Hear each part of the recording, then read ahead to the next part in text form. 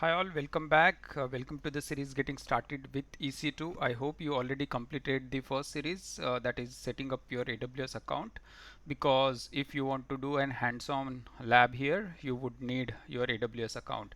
So in this lecture, we are going to see very first step after understanding region and availability zone in previous lecture, that is launching your first EC2 instance. So if you watch my first video about introduction to AWS services, you know where we used EC2 in that architecture. So we used EC2 for hosting our web servers and application servers. Now the question is, what is EC2? Of course, it's Elastic Compute Cloud, but what does it mean?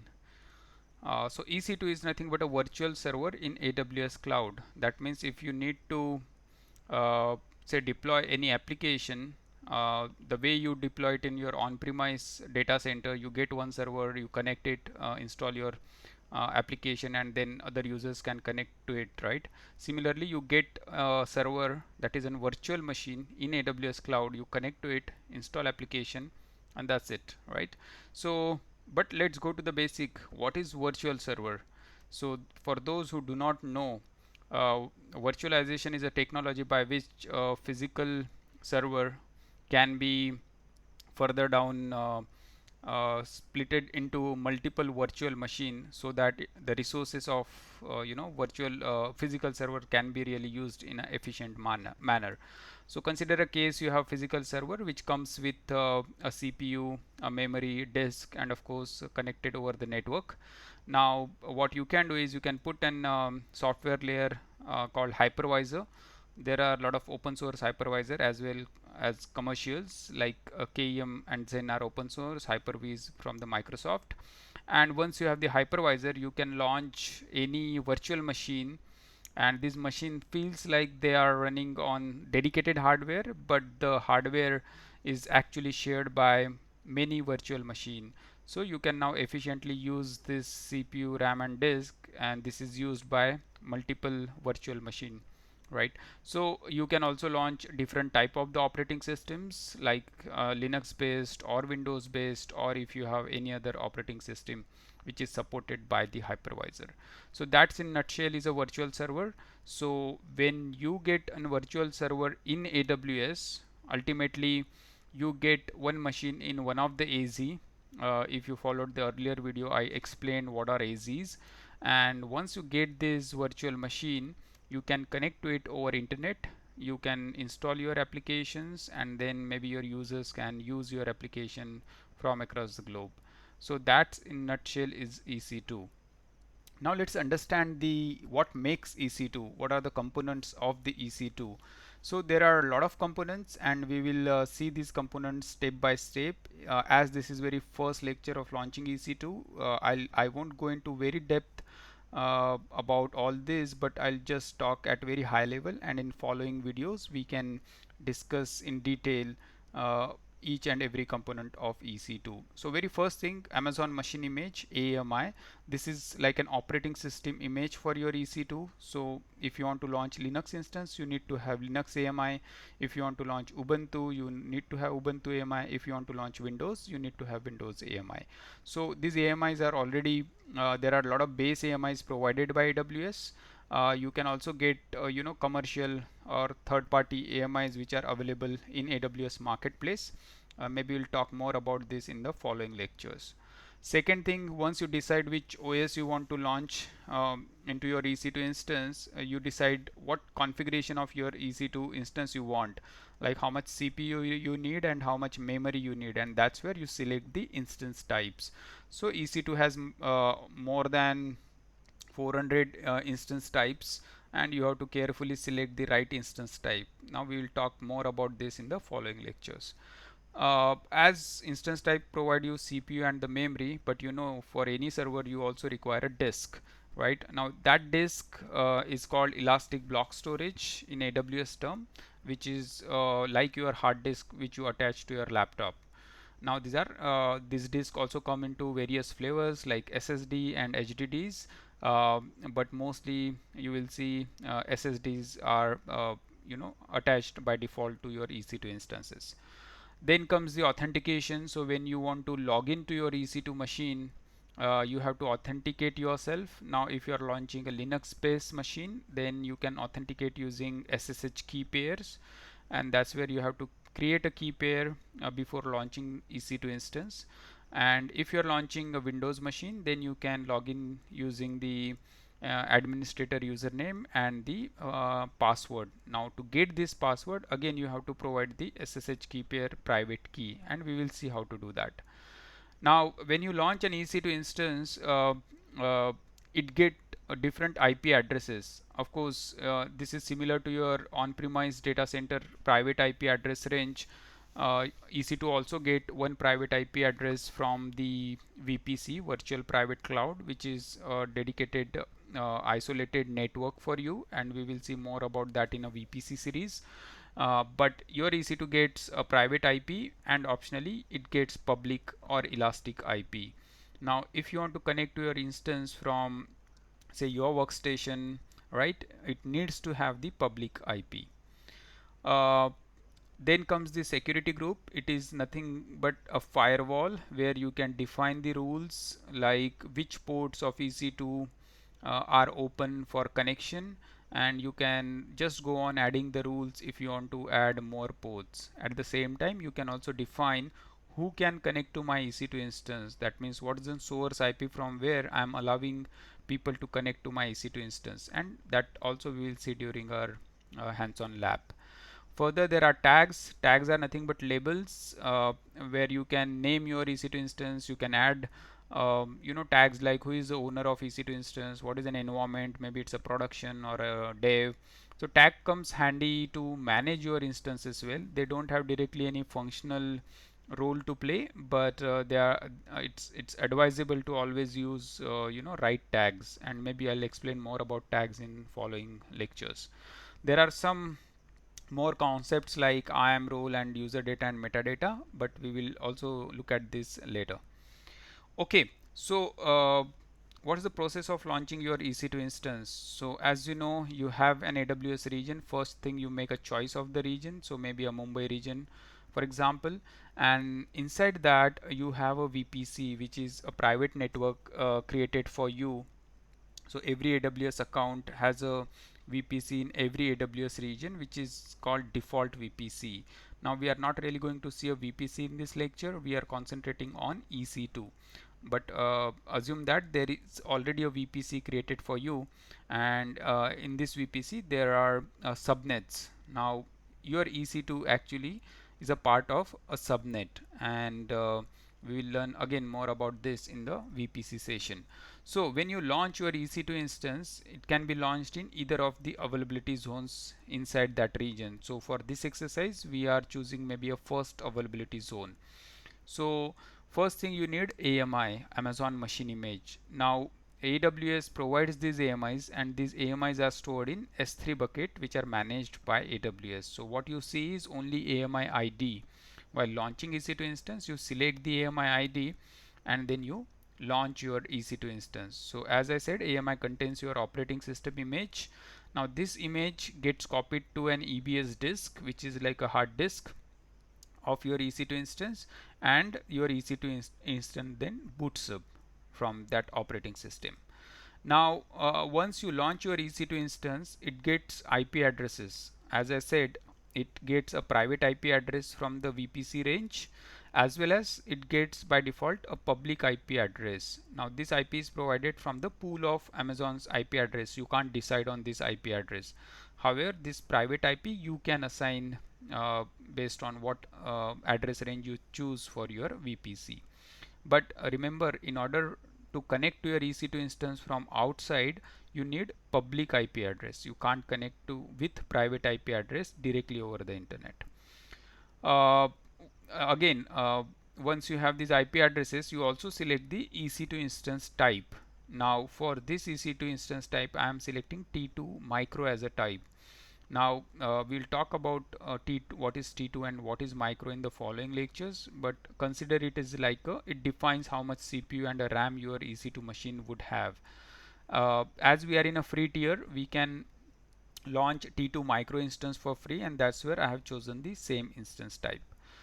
Finally, storage. So I'm attaching 8 GB of EBS elastic block storage to this EC2 instance. You can go and add more GBs to this, but for Linux machine, it is sufficient to start with 8 GB. So that's about my EC2 instance. Now once I launch my EC2 instance, I also need a key pair for authentication. So you can create a key pair which is nothing but a public private key pair, and when you launch EC2 instance, the public key goes to your EC2 and the private key is available with you to download. So in fact, before launching EC2, the first step is to create a key pair and download a private key, right? And I'll show you how to do that. Now once you have this private key and you launch your EC2 instance with the public key, now you can connect to this instance over the internet.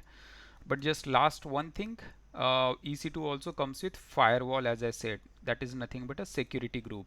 So you create a security group and you attach to EC2 instance and define your rules.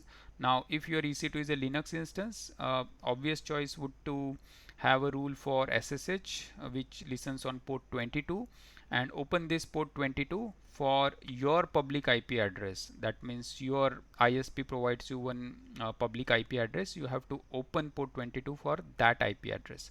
Now once you do that, you can SSH to this EC2 instance over the internet. Now that's what we are going to do in this exercise, right? So I have summarized the steps here. I'm not going to iterate over this again, but if you want to do it on yourself, just pause the video here and follow this step yourself. Otherwise I'm going to show you in the console. Okay, I'm into AWS console, and the first step is to log into AWS console and go to EC2 as a service. Now once you go here, first thing, make sure you are into the right region. I am into the Mumbai, right? So after that, the first step is to create a key pair. Now key pair is required for authentication, as I told. As of now there is no key pair. I can generate the key pair and I can give any name. Typically give a name which you can remember. So but for demo I'm just creating a name with my key. Now there are two formats available to download this key. Now let's understand what are these two formats. Now if your workstation, right, is Linux based, say a Mac or Linux, you can use a PEM file to connect to your EC2 Linux machine. However, if you are using a Windows machine locally into your laptop, then you would need a PPK file, and you can use PuTTY client to connect to your Linux machine in AWS, right? So my machine is Windows, as you can see. I'm not talking about the EC2 machine, I'm talking about my workstation operating system. So I am using Windows, so I'll download the PPK file. So let's create a key pair, and if you see, it downloads my PPK file here.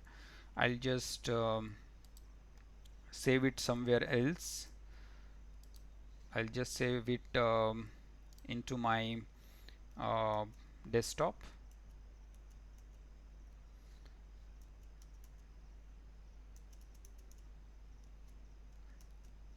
Okay, so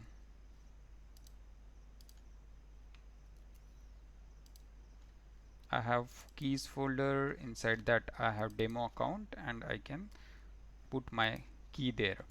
Okay, that's done. Key is created. Now let's go to our instances. Now here I had a previous instance which I terminated. Now let's create a new instance, say launch instance. Now here at this page you have to select the AMI, Amazon Machine Image. So look for Amazon Linux, because that's also available in free tier. So I'm selecting this AMI, and at this screen you have to select the instance type. Now you can see the tag free tier eligible. That means you can launch a T2 micro type of the instance, which comes with 1 vCore CPU and 1 GB of RAM. If you select any other instance type, you would have to pay for that EC2 instance. So I'm selecting T2 micro. Say configure instance details. Now here you have to make choices for your network and other settings. So as I said, every region has a default VPC, so I'm not changing that. What I can do here is by selecting the right subnet, I can select in which AZ my EC2 instance will be launched. Now you can see there are three subnets which are in three different AZs. I want to launch my EC2 instance in first AZ, and that's where I'm selecting AP South 1A. Now one thing to remember, in Mumbai, if you select AZC, it does not support T2 micro instances as of now, so your launch will fail. So make sure you are using either AZA or AZB. I am selecting AZA. Rest of the settings you can leave as default and move to add storage. Now this is about a hard disk kind of thing that you attach to your EC2 instance. You remember I talked about EBS, elastic block storage. So as it's a Linux machine, 8 GB is sufficient for this instance. I am keeping it as it is. Now if you remember my free tier lecture, uh, you have 30 GB of EBS volume in a free tier. That means if you cross total 30 GB, you will pay for that at the end of the month. So as of now I'm just using 8 GB out of those 30 GB from the free tier. Add tags. Tags are like labels, and you can add any key and any value. If you put a name key, it appears on the console, and you can then easily identify your instances. So let's call it my first EC2 instance, or my first EC2 Linux instance for that matter, and say security group. Now security groups are actually the firewalls. As I said, we will create our first security group, say EC2 Linux security group. And as you know, in order to connect to Linux instance, we need to open port 22. Now this is a protocol, this is a type, this is protocol, this is port, and this is a source. Now this is very important. Now here you say anybody can connect to my machine over port 22. Of course they won't be able to log in because they don't have a private key, uh, SSH private key, but at least they can reach up to your machine. So ideal is you restrict this to only your IP address. Now this 223.229 is actually my IP address which my ISP has given. So only I can now log into this EC2 instance or connect to this instance over port 22. So that's a security group in brief, and we will look at it in networking session in detail. Final step, review and launch, and at this place it asks you for the your key pair. So I'm just selecting my key pair. I just have one key. Now note that you can launch as many instances using the same key pair, right? You don't need to create a new key pair every time you want to launch EC2 instance. But if you think EC2s are owned by different people or different departments, then it makes sense to create multiple keys, and maybe for that particular department all will use that key, right? So that you can secure access to your EC2 instance. Now final step, launch the instance. Okay, now this will take almost a minute or so to launch this EC2 instance, and after that it will be in running state. So I'm just pausing a video for a couple of seconds. Okay, you should typically wait till the status turns to be 2 by 2 checks. It makes sure your instance is healthy, and it may take maybe a minute or two. So now my instance is up and running. That means I can now connect to this instance. As I said earlier, I need to log in using putty because I am using Windows as my laptop operating system. Now in order to connect to this EC2 instance, what you need is a public IP address that I can take from here. I can also use public DNS name. Any of this should work. Now let's also look at some of more details. This is an instance ID which is allocated by AWS when the instance is launched, and for the lifetime of this instance, the instance ID would remain same. State is running, type is T2 micro, and there are other settings which we don't want to know right now, but in subsequent chapter I'll talk about it. But here is most of the information that would you need for your EC2 instance. One important thing is security groups. So you know which security groups are attached to the EC2 instance. You can also just open the security group if you want to add more rules for this EC2 instance. So let's now log into this EC2 instance using putty, and first thing you need to put is the host IP address, but that is not sufficient. You also want to authenticate using the key pair. So I go to SSH auth and I need to load my private key, right? So I'm loading my private key and opening it. Now it throws a warning, you have to accept it. And for this EC2 instance, the username is EC2-user. Now that is something depending on your operating system. If you are using Ubuntu, then the default username is Ubuntu. So read the documentation for what is a default user for a given operating system. And now you can see I'm logged into my EC2 instance, right? And I'm there. So all these steps are I have also documented in the presentation how to connect, and that depends on your operating system. Now I had Windows operating system, so I followed this instruction. But if you use a Mac or say Linux OS into your workstation, then you can follow these instructions. And in that case, you need a .pem file uh, of the private key. I had downloaded .ppk. Now, in certain cases, it's possible that you downloaded .pem file, but you are trying to log in from your Windows using PuTTY. In that case, you have to convert your PEM file to PPK, and for that you can use a PuTTyGen software. Maybe you can Google it and you know how to convert PEM to PPK. Now that's about the first hands-on lab launching first EC2 instance. Now let's do some more to it. Let's make our EC2 a web server, and for that we need to install a any of the web server like HTTPD. So that's what I'm going to do now. um, I'm going to install a HTTPD web server using command sudo yum install HTTPD -y, and it installed the HTTPD server, and then I can just start the HTTPD service. So I say sudo service HTTPD start. So it starts listening on port 80. So does that mean I can now access my EC2 instance over port 80 from the browser? Let's check that. So I'm just opening the browser and putting the public IP of my EC2 instance, and it does not connect. Can you guess why? Now if you have closely watched the video, while launching EC2 instance we also put a firewall, that's a security group. And if you look at the security group rules, it says um, let's go to the security group, and it says only port 22 is open for this IP address. But what we are doing is we are trying to connect to port 80 of this EC2 instance, and that's where we can't connect. So let's edit these inbound rules and say add a rule for HTTP, and again either you can put my IP, which will be same, or typically I want HTTP to be open for everyone, right? I don't want to restrict, right? And that's where I'm opening the IPv4 range for internet, and I just go and save the rule. Now as soon as I do that, the firewall rules are updated.